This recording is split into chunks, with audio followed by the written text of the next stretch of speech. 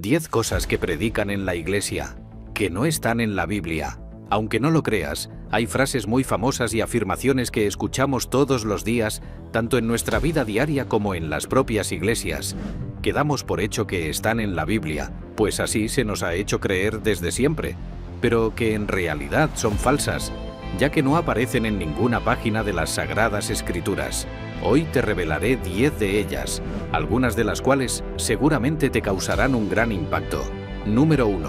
No se mueve la hoja de un árbol si no es la voluntad de Dios. Aunque la connotación o el concepto de esta frase tan conocida es correcto, pues es cierto que nada en este mundo escapa de la soberanía de Dios, la realidad es que esta frase no le pertenece a la Biblia y nunca la dijo Jesús. De hecho, es de la autoría del escritor español Miguel de Cervantes y aparece en su obra más famosa, Don Quijote de la Mancha. Se puede leer en el 3er capítulo y dice así: «Encomendadlo a Dios, Sancho, dijo Quijote, que todo se hará bien y quizás mejor de lo que vos pensáis, que no se mueve una hoja de un árbol sin que sea la voluntad de Dios». Número 2. Deja que los pájaros vuelen sobre tu cabeza, pero no que hagan nido. Esta es una frase muy citada en las predicaciones, incluso muchos creen que la dijo Jesús. Pero en realidad, esta frase ni la dijo Jesús, ni está en la Biblia. Es una frase de Martín Lutero y representa su visión sobre la tentación y la fe. Se puede interpretar de varias maneras. Una de ellas es: no permitas que los pensamientos negativos te dominen. Al igual que los pájaros vuelan libremente, los pensamientos negativos pueden surgir sin control ni razón. Sin embargo, no debemos permitir que estos se instalen en nuestra mente y controlen nuestras acciones. De la manera que sea, aunque es una enseñanza positiva y muy cierta, la verdad es que esta no está en la Biblia, aunque te hayan hecho creer que sí. Número 3. Dios bendice al dador alegre. Esta frase es bastante común escucharla en la iglesia a la hora de dar ofrenda. Es una manera de decirle a los feligreses que del tamaño de tu ofrenda será su bendición, o que mientras más dinero dé, más dinero Dios le repondrá. Sin embargo, esta afirmación jamás la encontrarás en la Biblia, o no como tal, pero sí hay un versículo que muy seguramente dio origen a esta frase, pero su connotación es muy diferente. 2 de Corintios 9, 7. Cada uno dé como propuso en su corazón, no con tristeza, ni por necesidad, porque Dios ama al dador alegre. Al contrario de cómo se usa, este versículo nos anima a dar con generosidad y alegría, sin sentirnos obligados o presionados a hacerlo, ya que la verdadera donación proviene del corazón, no de la obligación o la necesidad, pues Dios aprecia la actitud positiva y desinteresada del que da. Número 4. Elías subió al cielo en un carro de fuego. Aunque esta frase es erróneamente repetida por predicadores y muy citada por los ufólogos como prueba de que en realidad fue abducido por un ovni, la verdad es que no. Elías no subió al cielo en un carro de fuego, así que no fue secuestrado por extraterrestres. Lo que realmente dice la Biblia es lo siguiente: y aconteció que yendo ellos y hablando, he aquí un carro de fuego con caballos de fuego. Apartó a los dos, y Elías subió al cielo en un torbellino. Como puedes ver, Elías subió al cielo en un torbellino y no en un carro de fuego. Así que si vuelves a oír esta frase, ten presente que no es verdad. Número 5. Esta no es tanto una frase, sino más bien una afirmación errónea. Y es que se suele predicar que Mardoqueo era tío de Esther, cuando en realidad este era su primo. Así queda de manifiesto en el libro de Esther, capítulo 2, versículo 7. Y Mardoqueo estaba criando a Hadasa, es decir, Esther, hija de su tío, pues ella no tenía ni padre ni madre. El versículo lo deja bastante claro. Esther y Mardoqueo eran primos y no tío y sobrina. Número 6. Los frutos de la carne y los frutos del espíritu. Esta frase la habrás escuchado infinidad de veces en las prédicas, pero debes saber que en realidad no existe. En la Biblia jamás se habla de los frutos de la carne y los frutos del espíritu. Se habla de las obras de la carne y el fruto del espíritu, un fruto. Las obras de la carne son una lista de conductas dañinas que surgen de nuestra naturaleza pecadora. Entre ellas se cuentan la inmoralidad, la idolatría, el egoísmo, la codicia y el desenfreno, entre muchas otras conductas nocivas que nos alejan de la santidad. En cuanto al fruto del espíritu, Este se refiere a 9 virtudes primordiales que fortalecen el espíritu y nuestro vínculo con Dios.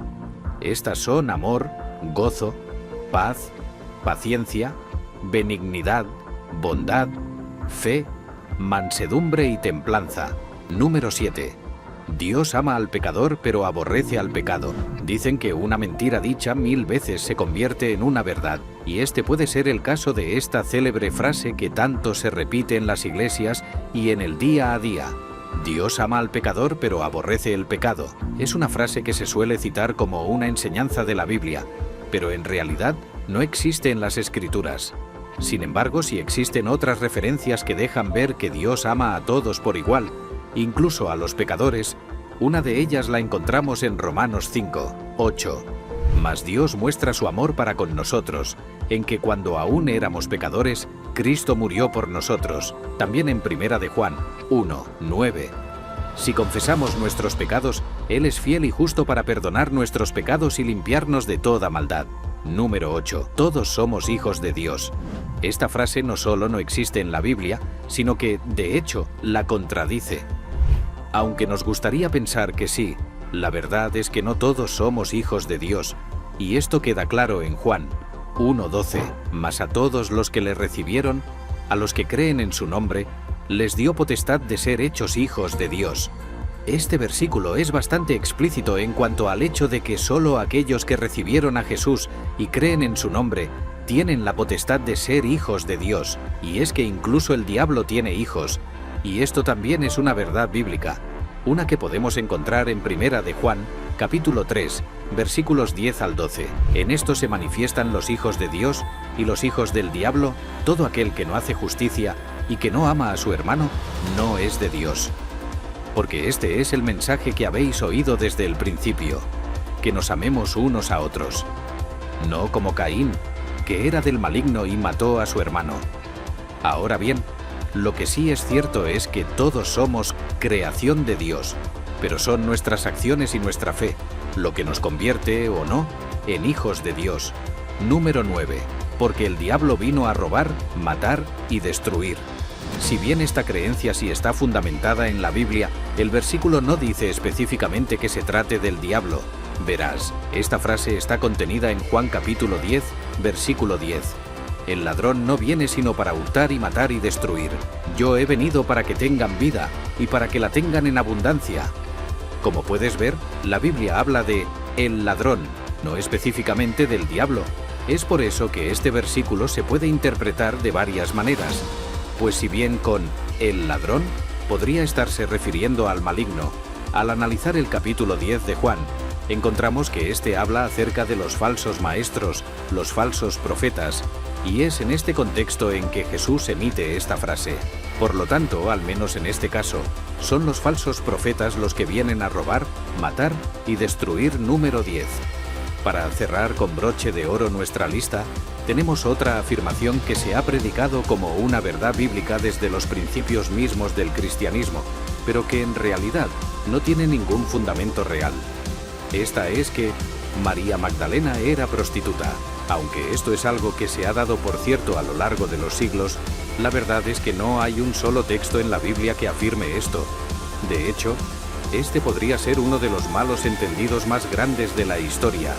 Verás, la primera vez que María Magdalena aparece en la Biblia es en Lucas capítulo 8. Esto después de que Jesús decide perdonar a una mujer pecadora. Sin embargo, en ninguna parte dice que María Magdalena sea esa mujer. Lo que ocurre es que esto se interpretó así de manera extraoficial, y posteriormente, en siglo VI, el Papa Gregorio I lo hizo oficial. Pero la realidad es que no hay ninguna prueba bíblica de que María Magdalena haya sido una prostituta. Como puedes ver, no todo lo que nos dicen en la Iglesia está realmente basado en la palabra de Dios. Por eso es muy importante leer la Biblia y corroborar que las enseñanzas que estamos recibiendo realmente son aquellas que Jesús dejó para nosotros. Recuerda que los hombres se equivocan, pero la palabra de Dios es infalible.